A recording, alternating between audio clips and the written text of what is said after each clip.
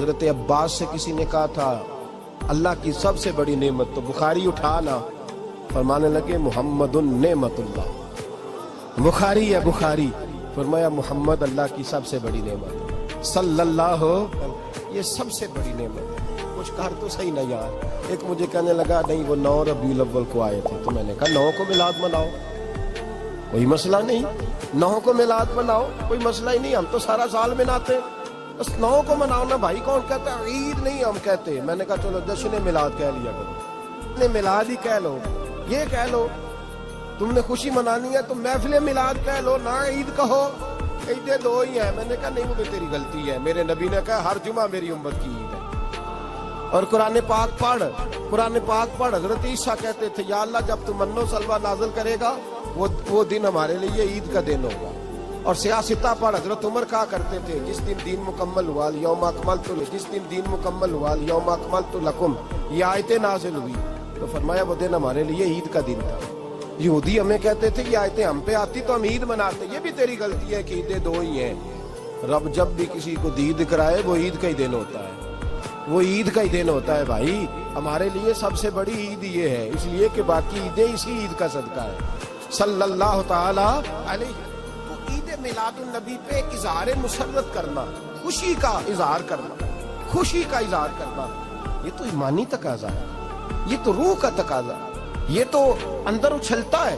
شریعت جتنی ہمیں اجازت دیتی ہے اتنا ہم کرتے ہیں، اور کوئی میلاد کی محفل میں کوئی ایسا کام نہیں ہوتا جو شریعت سے ٹکراتا ہو۔ پہلے کیا ہوتا ہے؟ تلاوت، منع ہے قرآن پڑھنا۔ دوسرا کیا ہوتا ہے؟ اتنا درجہ ہے نعت کا، اب تو نہ نعت پڑھنے والے رہے نہ سننے والے رہے، دونوں میں ہی کمی ہے۔ اور میں اکثر کہتا ہوں نعت پڑھنا اتنا کمال نہیں جتنا سننا کمال ہے۔ سننے والا کوئی ہونا چاہیے، نعت سننا زیادہ معنی رکھتی ہے۔ اس کی وجہ یہ ہے کہ نعت پڑھنا صحابہ کی سنت ہے اور سننا محمد مصطفیٰ کی سنت ہے، اور سننے والے کا درجہ، ہاں تیرا درجہ زیادہ ہے اگر تو سمجھے تو۔ اور اتنا بڑا درجہ کہ حضرت احسان بھی صحابت نعت پڑھے تو نبی پاک اپنی چادر ممبر پہ بچھائے اور وہ میں نیچے نہ پاڑ، ادھر میرے ممبر پہ بیٹھ کے پاڑ، یہ کوئی معمولی بات ہے؟ رسول اللہ کی نعت سننا، بلغ العلا بے کمال ہی کشفت دجا بے جمال ہی حسنت جمیع۔ شیخ سعدی کہتے ہیں 3 فقرے لکھے تو چوتھا ہوتا ہی نہیں تھا، میں سو گیا، بڑا پریشان تھا کہ چوتھا فقرہ نہیں بن رہا۔ بلغ العلا بے کمال ہی کشفت دجا بے حسنت جمیع، چوتھا لکھا نہیں جاتا تھا۔ نیند آ گئی، میری آنکھ لگی تو محبوب کا دیدار ہوا۔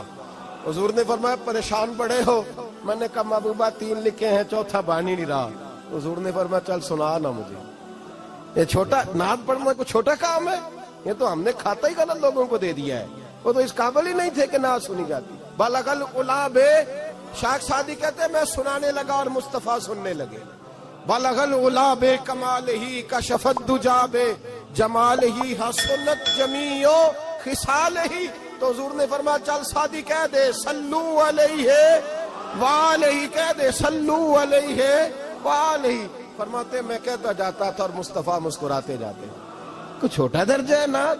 نعت تو ایمان ہے، نعت تو طاقت ہے، نعت تو تیری روح کو بیدار کرتی ہے، پر شرط ہے نعت ہو، شرط ہے، شرط یہ تقاضا ہے میں نعت ہو، وہ نہ ہو کہ نعت پڑھے نا۔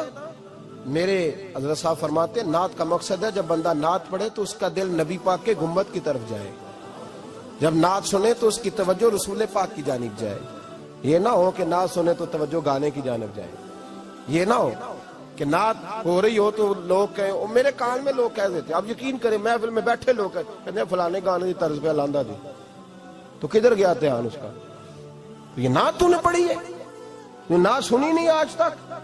ہاں اگر نعت پڑھنی ہو تو علامہ اقبال کی لکھی ہوئی پڑھا کر، اگر نعت پڑھنی ہو تو شیخ سعدی کی لکھی پڑھا کر، اگر نعت پڑھنی ہو تو حضرت حسان بن ثابت کی لکھی پڑھا کر۔ اور اگر تیرا دل کرے کہ نعت بھی ہو، جذبات بھی ہو، حسن بھی ہو، علم بھی ہو، عمل بھی ہو، قرآن بھی ہو، حدیث بھی ہو، تو پھر امام محمد رضا فاضل بریلوی کی پڑھا کر، پھر اعلیٰ حضرت کی پڑھا کر، تجھے پتہ چلے چمک تجھ سے پاتے ہیں سب پانے والے، میرا دل بھی چمکا دے چمکانے والے۔ اعلیٰ حضرت کہنے لگے یا رسول اللہ میری سفارش نہ کرو، ڈر لگتا ہے، ڈر لگتا ہے، قیامت کی رات بڑی گہری ہے، سفارش نہ کرو اس طرح کرو میرا بازو پکڑو اور جنت تک پہنچا کے آؤ، میرا بازو پکڑو اور جنت تک. کہتے ہیں میں مجرم ہوں آقا مجھے ساتھ لے لو. سونے نہ ڈر لگتا ہے. وہ بچہ کہتا ہے میں نے نہیں باہر جانا اندھیری رات ہے. ابا جی نال چلو. تو بلا مثال بلا تشبیہ صرف سمجھانے کے لیے کسی کوئی بڑا ساتھ ہو تو ڈر نہیں لگتا. تو یہ نعت ہے نا، چمک تجھ سے پاتے ہیں سب پانے والے، میرا دل بھی چمکا دے چمکانے والے. کہتے ہیں یا رسول اللہ محشر کی رات بڑی گہری ہے، میں مجرم ہوں آقا مجھے ساتھ لے لو کہ رستے میں ہیں جا بجا تھانے والے.